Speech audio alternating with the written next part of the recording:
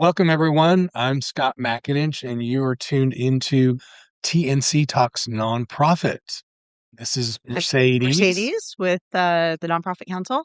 And today, our guest, we have Neale Parker, who is the CEO of, have to read his shirt because I just always call it Chromosome 18, but it's Chromosome 18 Registry and Research Society. Thank you for being with us, Neale. Oh, thank you. Thank you for And inviting I me love this your morning. logo.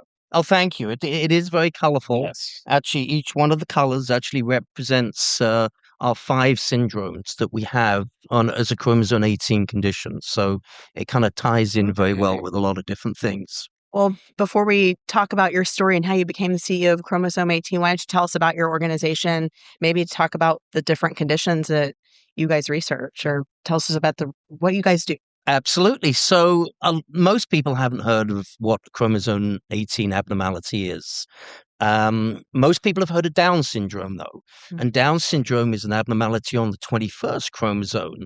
Okay. And what we do at the Chromosome 18 Registry Research Society, known as Chromosome 18, is we help wide range of different health outcomes because of chromosome 18 is that it's a genetic just an abnormality that just mixes up your chromosomes in a certain way.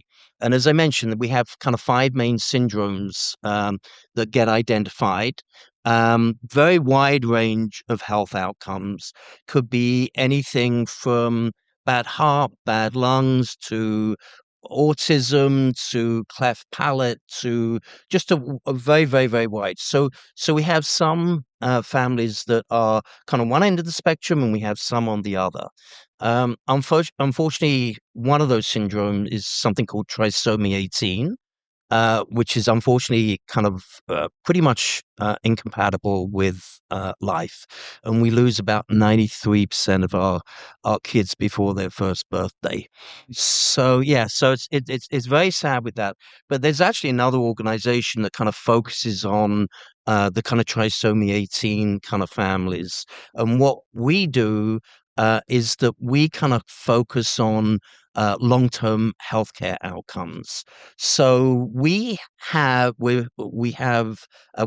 started in San Antonio very quickly.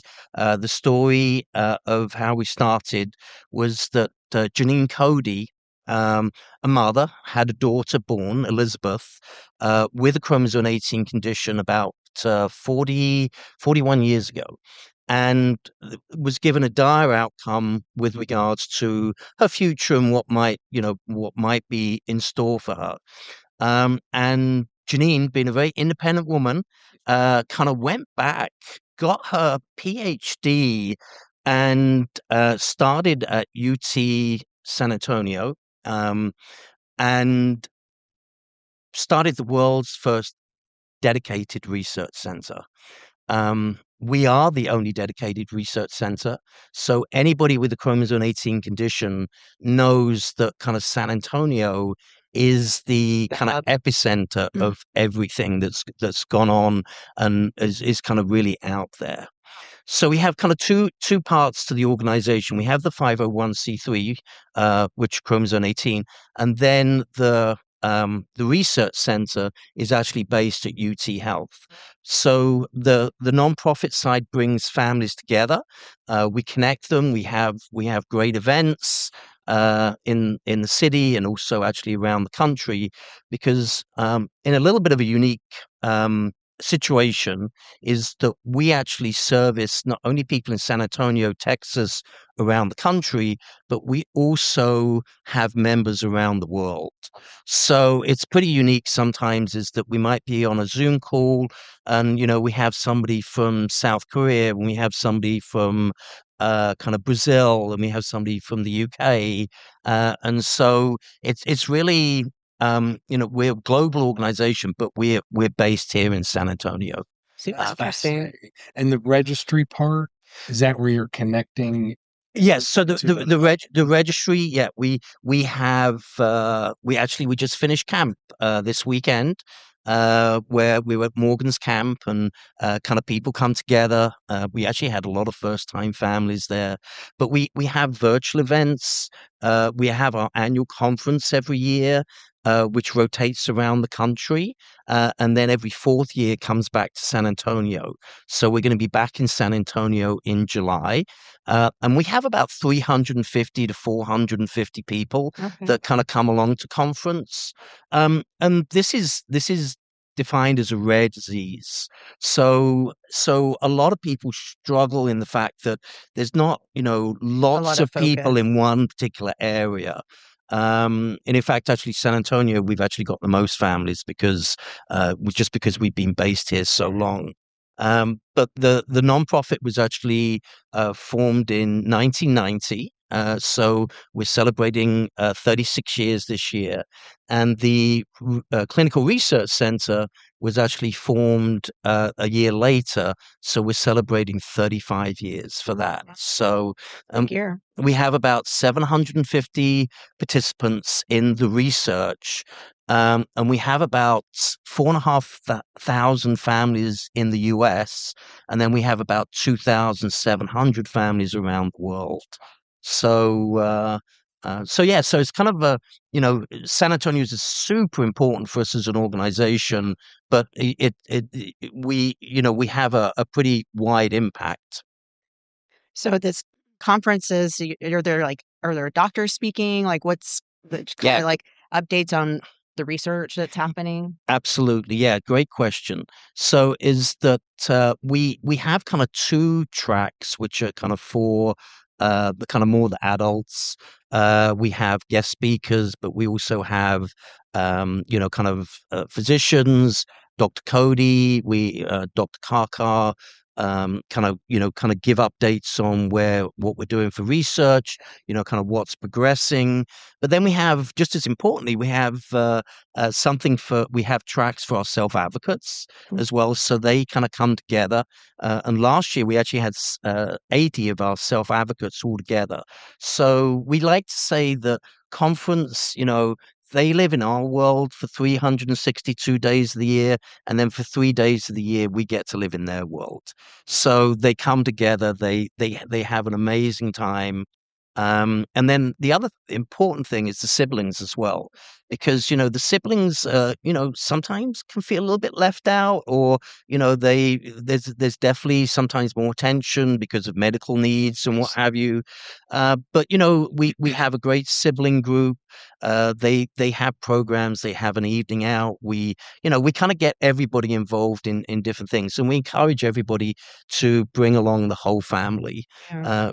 Kind of grandparents or siblings that, kind of bring everybody along, and there's something for everybody. That's so Do you nice. find people actually coming from around the globe So we do some to the conference? we do sometimes is that we have a virtual conference that normally happens in November and December because, especially with a lot of special need kids or adults, it's expensive, Oh, it's hard to kind of travel. traveling, and it's hard to travel.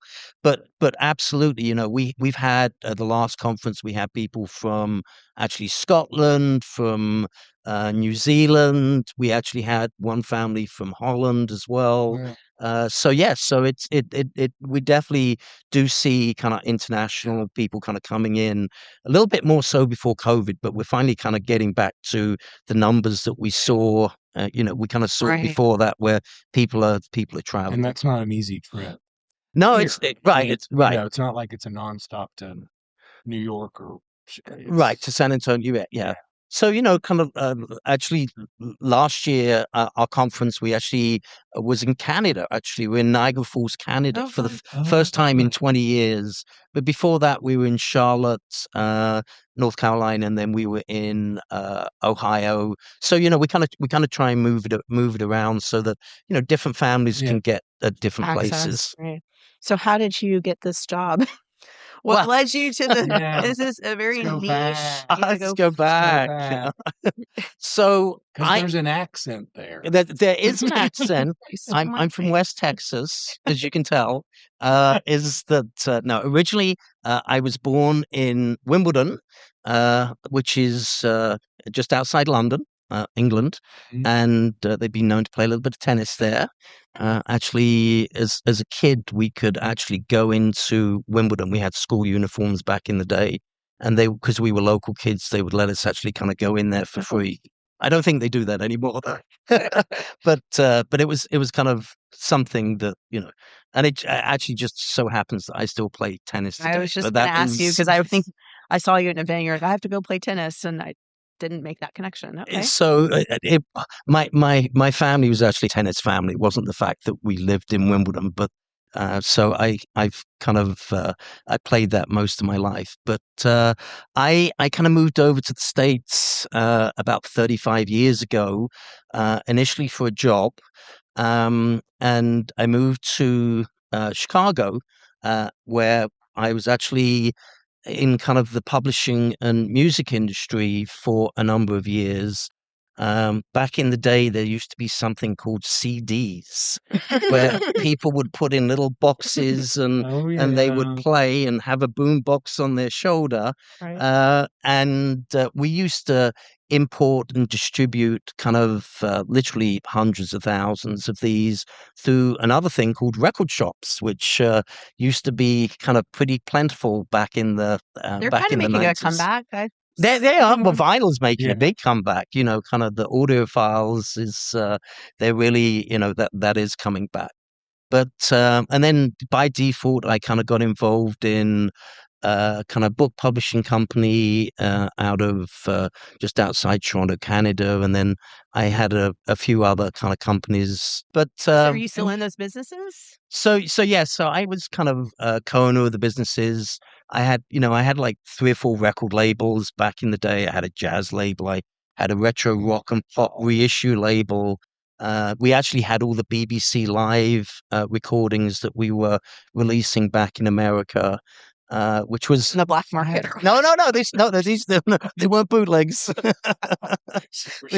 Yeah, I was kind of like, no, these were officially licensed from the BBC. Okay. And actually, we used to license other things from some of the other large record companies like EMI and Warner Brothers over here. And we'd put packages together. We did David Bowie and kind of Olivia Newton-John, and we did a Pink Floyd. So just kind of niche, kind of collectible things. But it was fun. I actually Did you get to meet some of this? I did get to meet some of the. Actually, the first question everybody was like, "Can you get concert tickets?" That was always the first question. But it was, um, but it was great. I most people don't know this, but there's you've heard of the Cannes Film Festival in the South of France.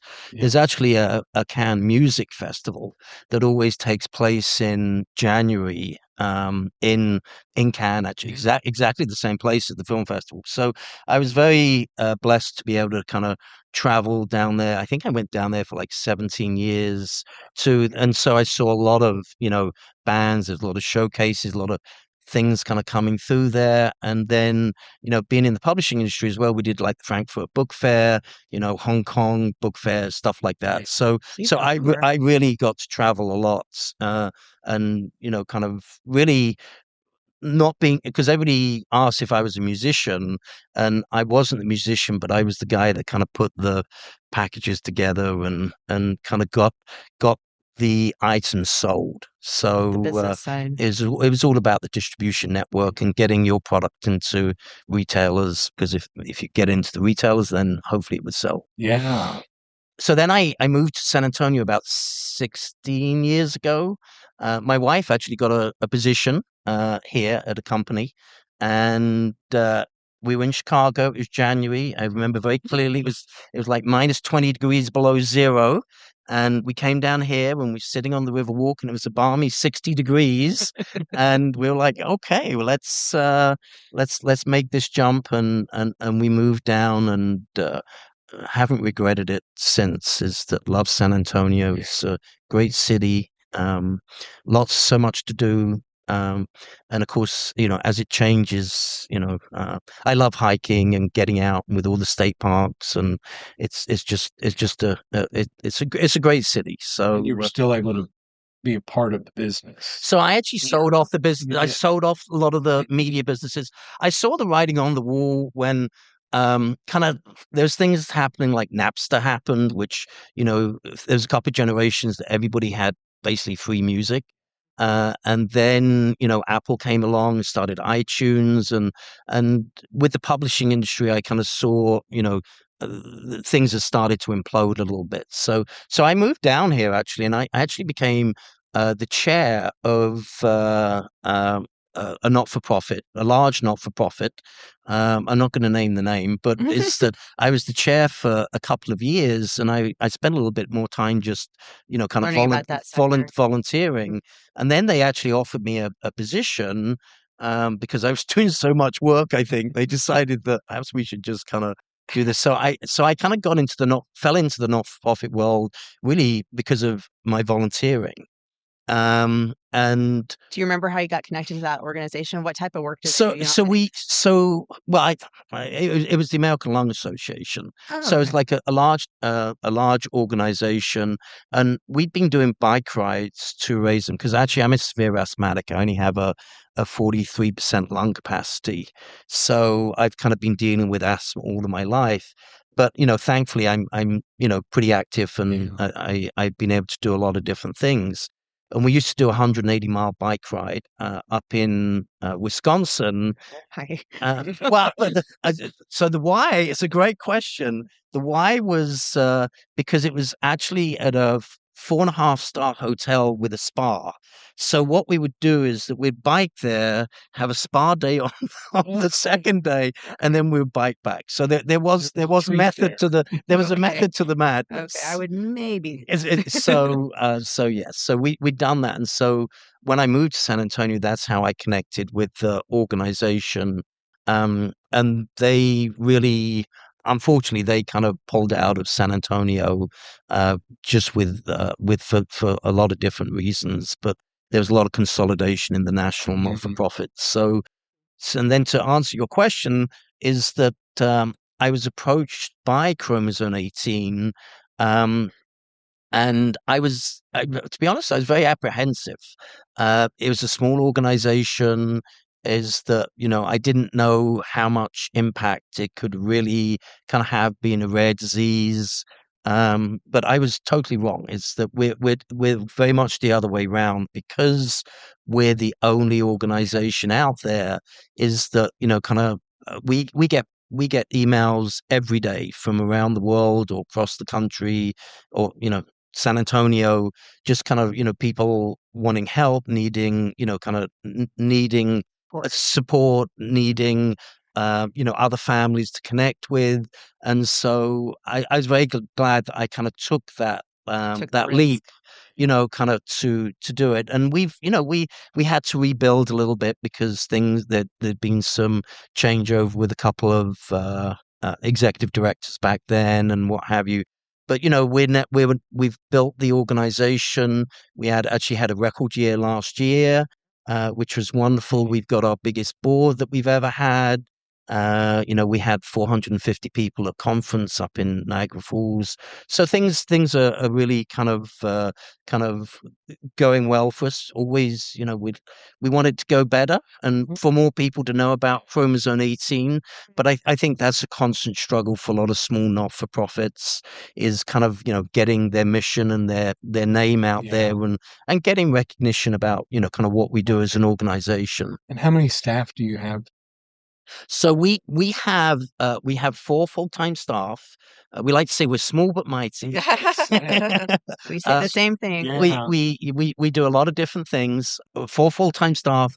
We work with a lot of colleges and universities, Alamo colleges, Trinity, UTSA, and we have about 5 or 6 work experience staff that kind of come in and work between 10 and 15 hours a week. And so they help us out sometimes with grants and what have you. But, I've got Amelie, who's our director of operation. She's been with you for a while. She's been with us for over 5 years. David, our account supervisor, he actually started off as Alamo College's work experience student. and he's now been with us for I think 7 years as well. And we just had a new staff member, Audrey, starting, and she's wonderful. She's fitting in great, and she does all the programs. But on the other side of things, for the Clinical Research Center, we actually have 6 people there as well. So we support that. Do you oversee that, or is there No, something? so Dr. Cody, Okay. originally who started the organization, is still there. When she has 2 other physicians there and 2 other staff members. So they're working hard at research, with the meager amount of money that we can kind of get to them. Research is one of those things. If we had $10 million, we could do a lot more, but we get across as much as we can every year to be able to for them to support as much as And they y'all can. are the fundraisers We're the main fundraiser. Yeah. Do they go after clinical grants? So they do. So the research? the National Institute of Health is kind of where it's called NIH, Yeah. National Institute of Health is. But unfortunately, those grants have kind of come to Right. kind of a bit of a stop at the moment. But thankfully, because we're a rare disease, is that the NIH normally wants to put money into kind of like COVID research or the big Yeah. things. So it's hard for us to kind of get NIH money anyway. But a lot of our families have certain commonalities. So whether it's going to be, we identified some of our families that have blood clotting issues. And so we did whole studies on blood clotting, because if somebody has an accident and they go to emergency room, it's really important to know that that there might be an issue with Right. with blood clotting. No, that's nice. So yeah, so and all that is that we have a lot of our families raise a lot of money to help us. We actually had a amazing event a couple of days ago. Well, actually, last week in Huntington Beach, California, where it was a kind of gala that a family put on together, and they raised just under $60,000 just having a fun night out, and it was beautiful location. And then they have a neighbor who's part of Jersey Mike's, and they actually raised another 70,000. So this one family raised about $130,000 for us in one night. So That's amazing. So yeah, it is amazing, and we have cornhole tournaments in Houston that they raised about $80,000 at a cornhole tournament. So you have It's- families who will just take it upon themselves that they have connections and they want to They leverage those to help with the research, so they just put it on themselves. And we help them. We kind of Okay. build out registration portals and perhaps put graphics together. But yes, it's all about them leveraging their network That's to kind of amazing. So it is really good. Do you ever attend any of those? So I do, yeah, at my own expense. I will hasten to add, I don't go flying It's not hard around. to do on that. It's not. You're on a There's private It's not in the jet. budget. Oh, my. So I was lucky enough. I actually went down to Huntington Beach for the first time and saw that event, which was great. We I was at the Houston event. Obviously, that's a relatively easy one for us to do.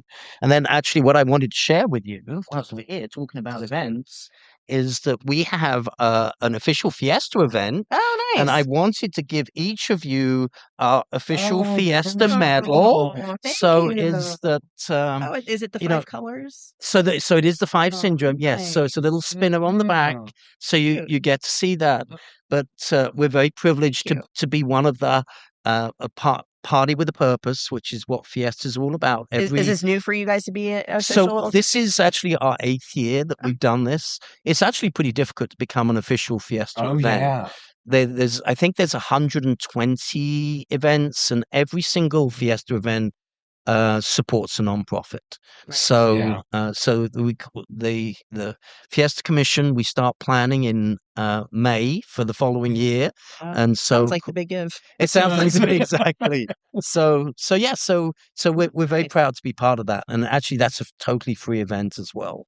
So plug in that a little bit. I more. remember seeing it advertised, the Starfish restaurant. That's awesome. Yeah, and a lot of our events branded the Starfish. Do you know the Starfish story? No. Is that so? The Starfish story is actually from Chicken Soup from the Soul. and the very, very quick version is a huge storm comes in, and all these starfish get washed up on the beach. The storm rolls by, the sun comes out, and these poor starfish start suffering. And there's an old guy on the beach, and a young boy is walking along and picking up one starfish and throwing it back in the water. And the old guy's like, what difference does that make? There's thousands of them. And the young boy says it made a difference to that one. Aw. And it's all about the power of the individual and how every one of our family members is unique Yeah. and has their own journey and their own story. So we have like the Starfish Dash, we have Starfish Dinner and Dance, and it's all about the power of the individual. And it ties into the 5 colors. And it ties into the does. 5 colors, Oh, very exactly. nice. So yeah, so we're very we're very lucky that we're such a vital part of San Antonio, with being part of UT San Antonio. I think that's the name this week. It's changed a few Good times change. recently.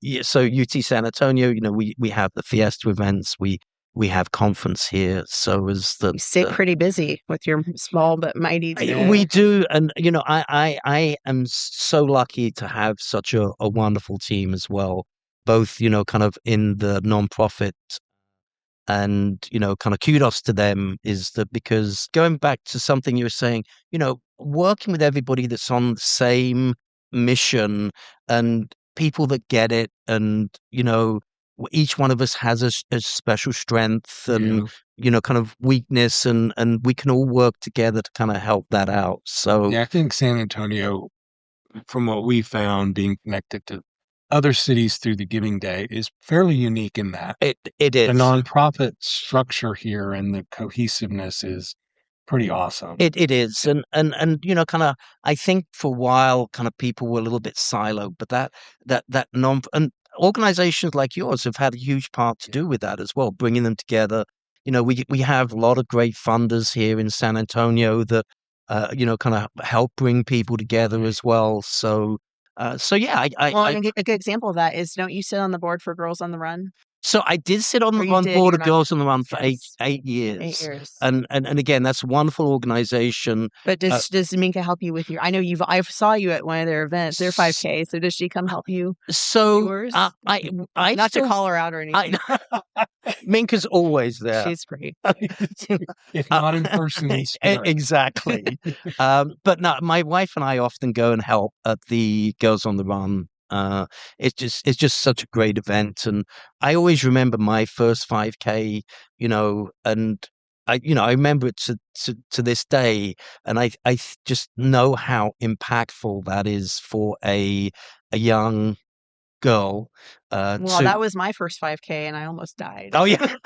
It was really humid and hot that morning, and I was dying. And my daughter took off. I thought this would be fun for us to run together, and she just left me in the dust. I remember you saying, you said she was kind of like, she was waving at you, Yeah, and she was goodbye.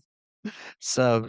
But We'll have to check this out. yeah, no, it's one of the few free Fiesta events as well. Okay. So, and then we have a lot of community partners that kind of come out.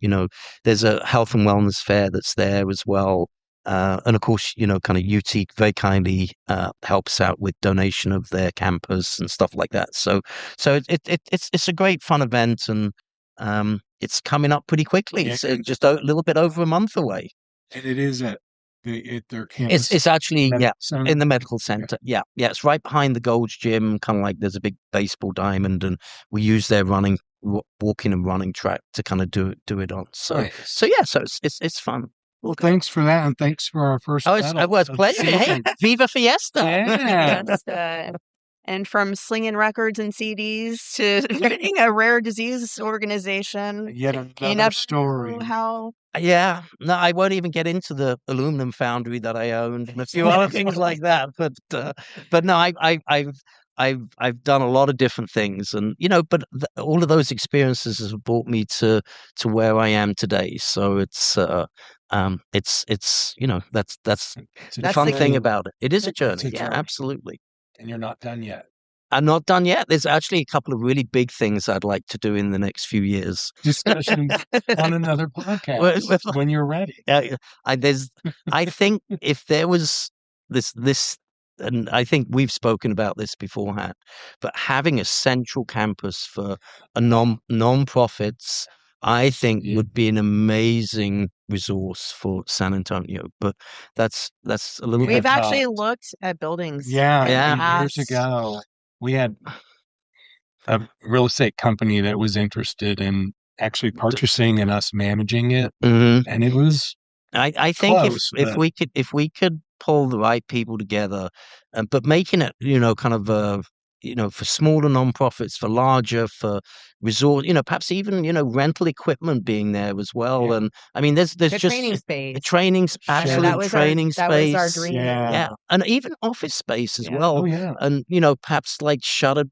where kind of units that people can store stuff in. There's definitely A something place for your there. candle vases, for your galas. Right. people could check out. Well, and right, and having, there's so many common things that we all use in nonprofits, it. like, sound equipment, microphones, videographers, kind of at some stages that would be a great project to at least do some more in-depth analysis with and just kind of see what Innocent. interest Yeah, might be out there. So we love that.